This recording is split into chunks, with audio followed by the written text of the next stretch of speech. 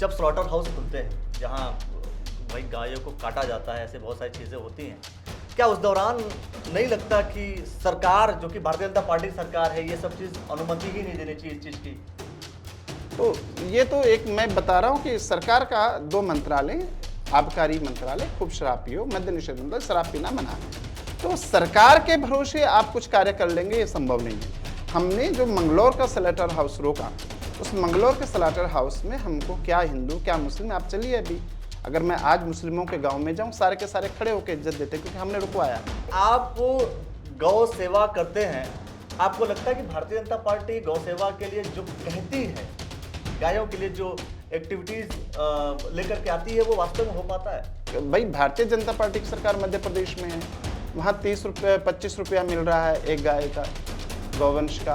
Bharatiya Janata party की सरकार उत्तर प्रदेश का, वहाँ 30 रुपया मिल रहा है। भारतीय जनता पार्टी की सरकार उत्तराखंड में, यहाँ 5 रुपये 35 पैसा करीब मिल रहा है, और वो 5 रुपये 35 पैसा जो है वो एक चाय से कम है। मतलब एक चाय पिला करके, एक चाय से कम एक चाय में आप 2 गाय पाल सकते हैं, ऐसा उत्तराखंड सरकार का मानना है। जनता क्या चाहती है वो होता है, ये लोकतंत्र है, लेकिन जनता को अपनी बातें मुखर करनी पड़ेंगी। अगर आप मुखर नहीं करेंगे तो सरकारें तो मनमानी करेंगी, चाहे वो किसी की हो। नमस्कार, मेरा नाम है अखिलेश और आप देखना शुरू कर चुके हैं द न्यूज वाला नेटवर्क। आज हम बात करने वाले हैं भारतीय जनता पार्टी के उस पहलू की, जिस पहलू को लेकर के भारतीय जनता पार्टी बार बार इस बात का जिक्र करती है कि गौ सेवा के लिए हम हमेशा तत्पर हैं। गायों को अगर कहीं भी हत्या होती है गायों की, उसके लिए हम तत्पर रहेंगे, उसके लिए हम हमेशा खड़े रहेंगे।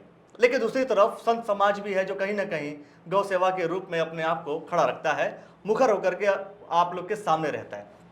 आज हमारे साथ हैं स्वामी दिनेशानंद भारती जी, जो कि शंकर मठ आश्रम के मठाधीश हैं, और साथ में आपका एक गौशाला भी है। आपने नाम सुना होगा, श्री कृष्ण प्रणामी गौ सेवा संस्थान।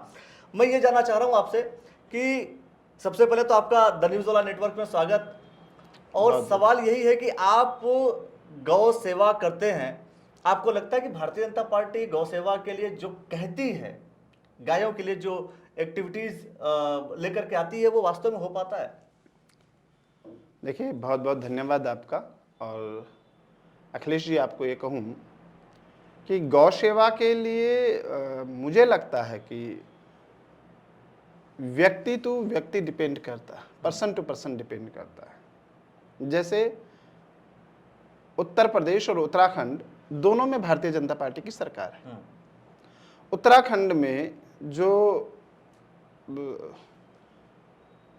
अपना, आप ये कह सकते हैं कि एक तरह से लावारिश गौवंश है, उसको रखने के लिए जो गौशालाएं बनी हैं उत्तर प्रदेश में, उन्हें 30 रुपया प्रति दिवस एक गाय का, एक गौवंश का सरकार देती है।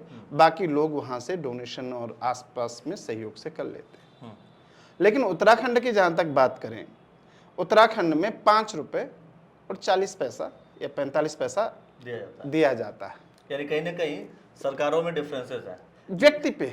आप एक चीज भारतीय जनता पार्टी की सरकार है, पर अच्छा, मुख्यमंत्रियों में डिफरेंस है। हाँ बिल्कुल, उस सरकार की अगुवाई कौन कर रहा है? कुछ समय पहले सैलरी स्लिप आई हुई थी। सैलरी स्लिप का मतलब कि जो विधायक हैं, कहाँ के विधायक, किस किस स्टेट के विधायक कितने रुपए सैलरी लेते हैं।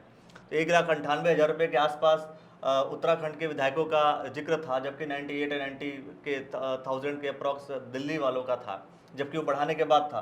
तो पैसा तो ज़्यादा ले रहे हैं, लेकिन गौ सेवा के लिए पैसा कम जा रहा है।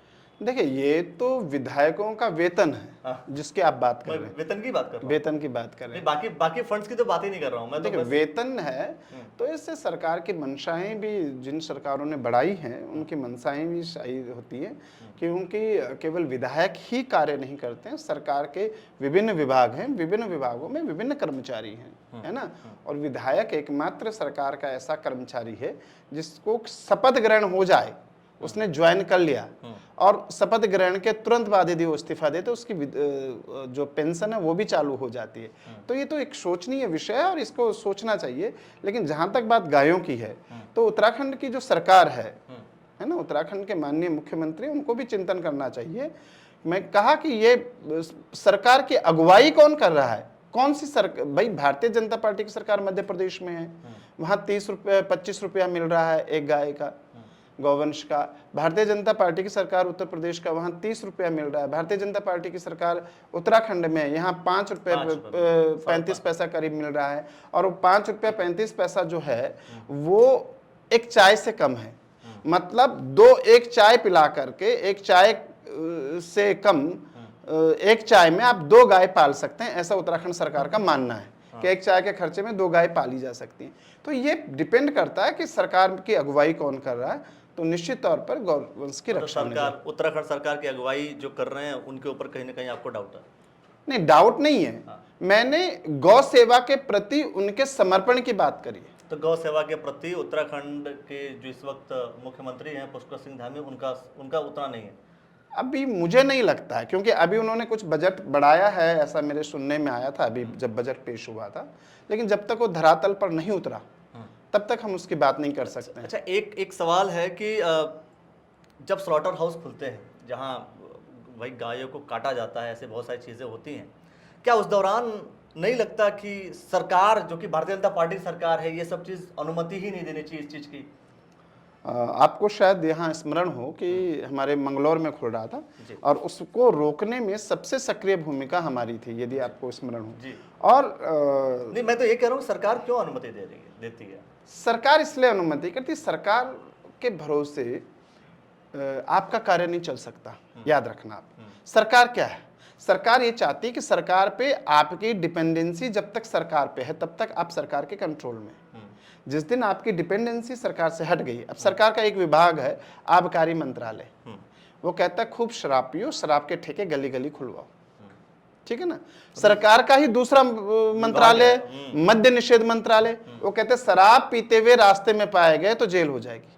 और दूसरी तरफ एक और चीज मैं एड ऑन कर रहा हूँ, आपकी बात को आगे बढ़ा रहा हूँ कि हाईवे के बगल में ही दारू के ठेके खुले रहते हैं। अब आप ये कहते हैं कि हाईवे के बगल में खुला रहेगा और कोई व्यक्ति वहां से परचेज करके हाईवे पे ही तो जाएगा।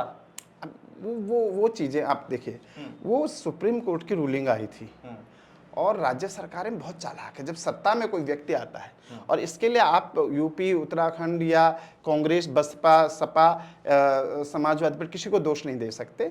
जिस समय आया विभिन्न पार्टियों की सरकारें थी और उन्होंने क्या करा, जब आया कि हाईवे से आप शराब के ठेके हटा दीजिए, तो उन्होंने जहां पर शराब का ठेका था उतने मार्ग को जिला मार्ग घोषित कर दिया।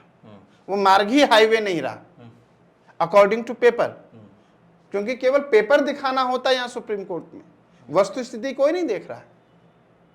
तो ये तो एक मैं बता रहा हूं कि सरकार का 2 मंत्रालय, आबकारी मंत्रालय खूब शराब पियो, मद्य निषेध मंत्रालय शराब पीना मना।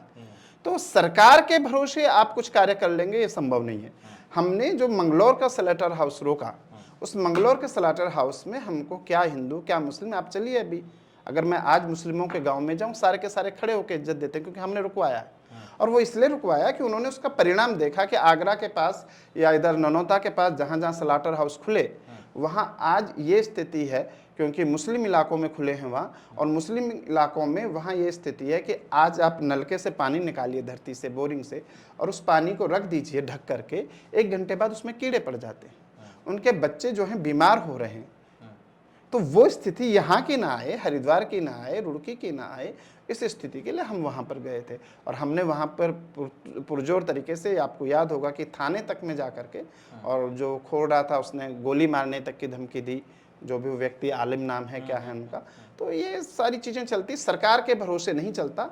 जनता क्या चाहती है वो होता है, ये लोकतंत्र है। लेकिन जनता को अपनी बातें मुखर करनी पड़ेंगी। अगर आप मुखर नहीं करेंगे तो सरकारें तो मनमानी करेंगी, चाहे वो किसी की हो।